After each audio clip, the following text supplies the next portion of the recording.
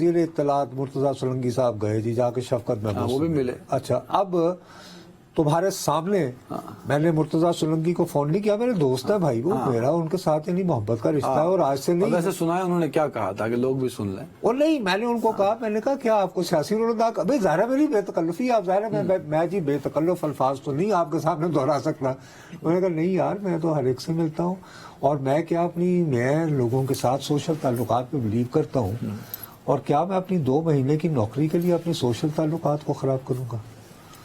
تو لہٰذا wherever I go۔ ان کی ملاقات کا کوئی تعلق نہیں سے، ٹھیک ہے۔ او بھائی، اس کے بعد شفقت محمود خود جو ہے، ان کی آخری ملاقات عمران خان صاحب سے کب ہوئی ہے؟ وہ درمیان میں بیچارے خود بیمار رہے ہیں اور وہ اب یہ ہے کہ اپنی عزت بچا کے بیٹھے ہوئے ہیں۔ میں سالڈ گراؤنڈ پہ کھیلتا ہوں، آپ کو پتا ہے۔ سالڈ بتائیے جی، یعنی جیسے پہلا پوائنٹ آپ نے کتنا آئین کیا، آپ نے پہلے کھیلا تھا۔ اچھا، آپ سالڈ بتائیے۔ انصار بھائی صاحب نے ایک جملہ لکھا ہے اس میں جی کہ سیاسی جماعتوں اور اسٹیبلشمنٹ کے بیچ، او بھائی سیاسی جماعتوں، اب جماعتوں جو ہے، سنو ایک یار پہلے سن لو نا، آپ نے لفظ استعمال کیا جماعتوں، جماعتوں ہے جمع کا صیغہ۔ سر انہیں اردو میں نے آتی ہے، اتنی آتی ہے ان میں اور اسٹیبلشمنٹ میں، ان میں اور اسٹیبلشمنٹ تو لڑائی نہیں ہے، صرف ایک جماعت کی فی الحال تو لڑائی نظر آ رہی ہے 9 مئی کے بعد سے۔ آپ بھول رہے ہیں صدر عارف الوی، جن کو میں اکثر سپریم لیڈر کہہ دیتا ہوں، سپریم کمانڈر، ہاں میری تصحیح کرتے ہیں، وہ سپریم کمانڈر بھی تو ہے نا بھائی۔ اچھا، اس کو یہ کہو کہ اس وقت یعنی سیاچن پہ جو لگی ہوئی ہے بٹالین، اس کا نمبر کیا ہے؟ اور ذرا فون کر لینا ایوان صدر، جان دے یار۔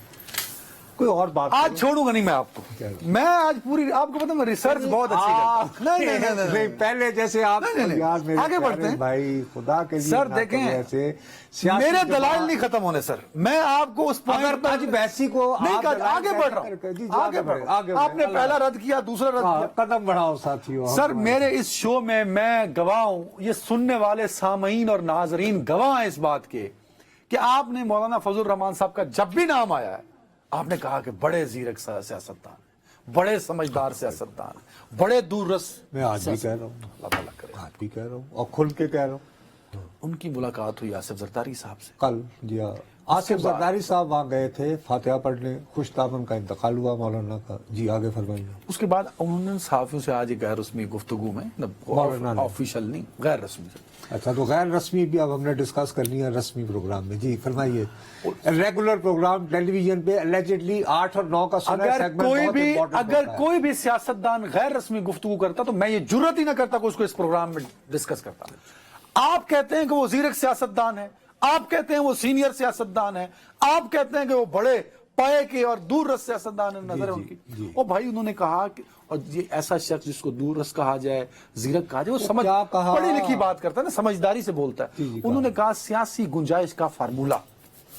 گنجائش کس کے لیے؟ پولیٹیکل پارٹیز کو۔ تو پولیٹیکل پارٹیز کو الیکشن ہو جائیں گے، گنجائش نکل آئی؟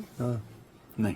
اچھا، کیا یعنی وہ کہہ رہے ہیں کہ پی ٹی آئی کے لیے؟ ہر ایک کے لیے، ہر ایک کے لیے سیاسی گنجائش، ہر ایک کے لیے۔ تو یہ کہہ رہے ہو جے یو آئی اور پی پی پارٹی کو بھی گنجائش ملنی چاہیے، جتنی محبت آج کل نواز شریف کے ساتھ ہو رہی، شاید یہ کہہ رہے ہوں۔ آپ کیوں اس بات پہ بازد ہیں کہ دیر از no option with Tehreek Insaf کہ وہ آن بورڈ نہیں ہو سکتی؟ او بھائی میرے، یہ سب خبریں جو ہے نا، یہ چلوائی جا رہی ہیں، یہ وشفل تھنکنگ ہے، یہی انفارچونیٹ بات ہے، یہ وشفل تھنکنگ ہے۔ یہ وشفل تھنکنگ ہے کہ لوگوں کو کل احساس ہوا کہ یار حالات تو اس نہج پر آ گئے ہیں کہ آئی ایس ایف سے شروع ہوا، فاروق حبیب بھی گیا، بانی ہے وہ آئی ایس ایف کا شاید۔ اس کے بعد جنہوں نے ایک خواب کی وجہ سے گھر تباہ کر دیا، سنا ہے وہ بھی آج کل یا تو کوئی انٹرویو دینے کو بے چین ہے یا پریس کانفرنس کو پتہ نہیں کیا۔ اچھا، اگر تینوں موقع ملے نا تو وہ کر لیں ویسے، اللہ مجھے اس دن سے بچائے۔ اچھا، میں اس دن صحافت چھوڑ کے دوبارہ ایکٹنگ شروع ان کے والد صاحب جو ہے نا، الحمدللہ ان کے ساتھ میرے بہت ہمارے بزرگ تھے، یہاں غلام مانی کا مرحوم صاحب۔ اچھا، ان کے بارے میں تمہیں ایک انٹرسٹنگ بات بتاؤں، بہت کم لوگوں کو معلوم ہے۔ دیکھو وہ یہ وٹوز اوریجنلی جویاز ہوتے ہیں نا سارے، یہ وہاں کے علاقے کے جو وہاں کے لوکل لوگ ہیں، تو دے آر جویاز۔ ان کے مختلف لالکا فلانے فلانے، اس میں مانیکا یعنی مان والے हेलो। अच्छा, ये जोयाज की सब कास्ट है सारी? अरे नहीं, बड़ी कास्ट है, यानी ये उसकी मुख्तलिफ कास्ट हैं। ठीक है, ठीक है। उसमें से जरा वो बट्टू इधर है, मान निका मान वाले। और मोहम्मद खान जो वजीर आजम का जब ओथ लेने के लिए बुलाए गए थे ना नामजद होने के बाद, तो कोई उनके शायान शान गाड़ी नहीं थी, वो मानिका साहब की गाड़ी में गए थे। मोहम्मद मानिका की गाड़ी? जी, यानी कि इनके वालिद इनके मोहम्मद गुलाम अहमद मानिका कि उनका पूरा नाम। लेकिन औलाद ज़ाहिर है बड़े लोगों की अजीब सी निकलती है। खैर, तो अब वो खौफ और कल से खौफ व हिरास है।